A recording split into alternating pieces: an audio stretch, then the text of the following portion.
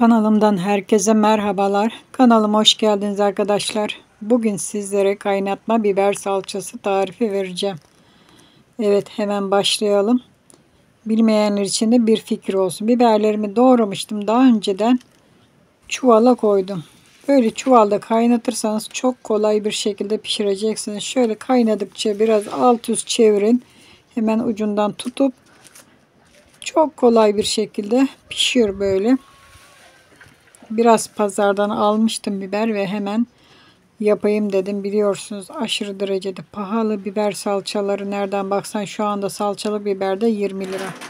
Evet, kaynadı, güzelce pişirdim ve süzülmesi için şöyle çuvala hemencecik çıkardım suyun içinden. Kaynayan suyun içinden şöyle bir yüksek yere koyuyorum ki suyu süzülsün. Koyu bir salça olsun. Biliyorsunuz biber salçası biraz koyu olur. Şöyle üzerine bir ağırlık bastırıyorum birazcık. Böyle biraz beklesin. 1 saat kadar beklesin ki suyu süzülsün. Evet, suyunu süzdük. Şimdi salçamızı çıkaracağız. Benim bir tane kıyma makinem var evimde.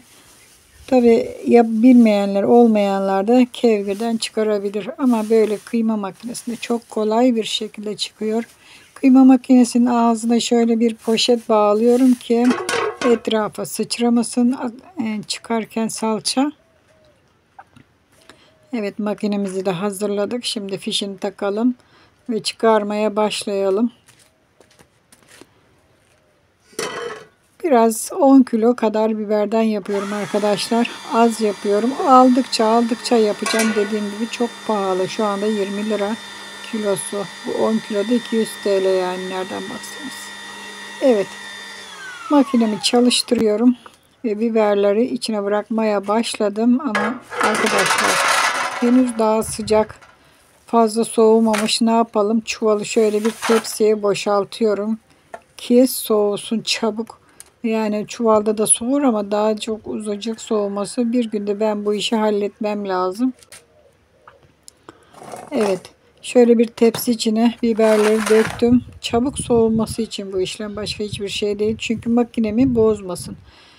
Makinem çok kıymetli. Elim ayağım demişler, yani işimizi görüyor. Ufak tefek de olsa işimizi görüyor. Evet, biraz soğudu. Şimdi başlayalım tekrar salçamızı çıkarmaya. Böyle deliğinden tıp tıp atacağız ve salçamızı çıkaracağız. Çok kolay arkadaşlar. Tabii ki böyle bir makineniz varsaydı. Yoksaydı köylerde genelde salça çıkarma makineleri olur. Onları da götürebilirsiniz.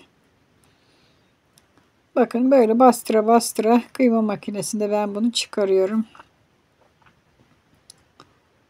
Bu aşamada hızlı çekimi aldım.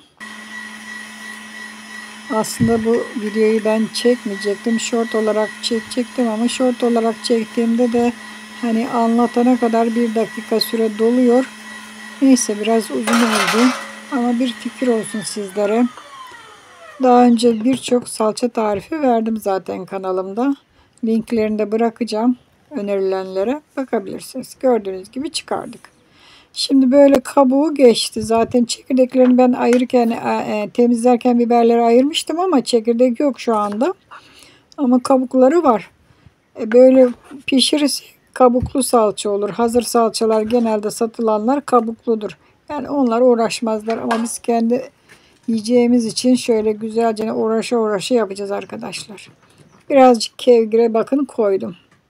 Şöyle ilk aşamada kaşıkla geçireyim dedim ama elde daha kolay geçecek. Elim ile şöyle bastıra kabuklarını bu kevgirden bakın ayırdım. Şöyle bir kabuk kalacak. Bunlar kabuk arkadaşlar. Çekirdekleri ayırdığımız için çekirdek yok içlerinde. Makineyi bozduğu için çekirdekleri ayırıyorum, çekirdekli kısmı. Bu şekilde bakın çıkaracağız işte. Yani kabuklarını da atmayacağız. Bakın şimdi devam ediyoruz. Tabii ki onları da değerlendireceğiz. Kalanları da yine gösterdiğim gibi çıkarıyorum işte. Bakın kabukları yani tekrar sıktığımı, ayırdığımı, tekrar içinde kalan salçalı kısmı şöyle, burada sadece kabuk kaldı ve salçamız kaymak gibi oldu. Bunu ne yapacağım biliyor musunuz arkadaşlar? Güneşe koyacağım. Bunu tamamen kurutacağım. Kuruttuğu zaman ne yapacağız? Pul biber yapacağız. Onu Yine robotta, yani bu kıyma makinesinde ya da robotta parçalayacağız. Pul biber olacak. Ekmeğimizin üzerine kullanacağız. Hiçbir şey ziyan etmek yok. Çok pahalı. Hiç ziyan etmeyeceğiz arkadaşlar. Evet. Ateşimi yaktım. Tenceremi koydum. Bu kaynatma salça fırına girmeyecek arkadaşlar. Bazıları güneşte kurutur. Güneşte değil. Bu kaynatma salça. Domateslerim de aynı şekildedir. Kaynatmadır. Bu da kaynatmadır. Evet. Karıştırarak biraz tuz attım. Şöyle bir avuç. Tabi bakacağım daha sonra tuzuna. Az gelirse biraz daha atacağım. Sürekli bakın ateşi yaktım. Bu aşamada sürekli karıştırmam lazım. Çünkü karıştırmazsam bu koyu olduğu için pot pot pot pot dışarı atacaktır kendini. Ziyan etmeden sürekli bakın karıştırarak, zaten koyu bir kıvam olarak pişirdik ama süzdük, suyunu koyu oldu zaten. Böyle bir suyu tamamen çekene kadar kaynatıyoruz. Çok öyle sert taş gibi salça değil. Bakın bunu unutmayın. Güneşte kuruyan taş gibi salçalardan değil bu. Bu kaynatma salça. En garanti salça bu kaynatma salçalardır. Çünkü sıcak sıcak koyduğunuz için kavanozlara asla bozulma, küflenme, paslanma yapmaz. Güneşte olanlar her ne kadar sert bile olsa paslanma, küflenme yapar arkadaşlar. Ateş görmediği için. Fırında da öyle keza. Yani koca bidonu koyduğunuz zaman da küflenme, paslanma yapar ama bunlar asla değil. Bakın tamamen kaynattık. Suyunu çektirdik. Ne kadar kaynattım? Bir yarım saat, bir saat arası. Şimdi hazır olan salçamı şöyle bakın, küçük bir süzgeç, süzgeç nereden çıktı ya?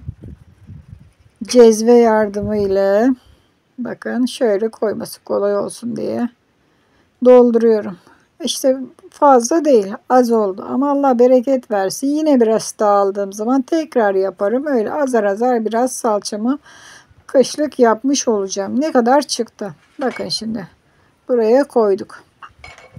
1 kiloluk var. 5 tane de yarım kiloluk var arkadaşlar. Yani toplamda 1, 2, 3,5 kilo.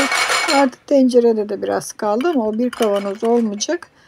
Onu yani şey etmeyeceğim. Kışa saklamak için kullanmayacağım. Hemen kullanacağım onu ben. Kapaklarını da sıcak sıcak bakın kapatıyoruz. Hemen hiç beklemek yok yani. Ateşin üzerinden zaten alıp doldurduk. Sıcak sıcak kapaklarını kapatıyoruz ki tutsun. İyi kapatın. 2 geri 1 ileri yapın. Bunu unutmayın kapakları kapatırken. Kapaklarım da 0 kapaktır. Kavanozlarım kullanılmış ama kapaklarım 0'dır. Tamamen iyice sıktığımızdan emin olduktan sonra salçaları ters çeviriyoruz. Bu şekilde kapakları zaten tutacak. Bakın kalanları da koydum. Şöyle yarım kavanoz var ya da yok. Onu hemen tüketeceğiz. Gördüğünüz gibi salçalarımız hazır. Şimdi burası güneş görecek birazdan. Şu anda yok ama güneş gelecek.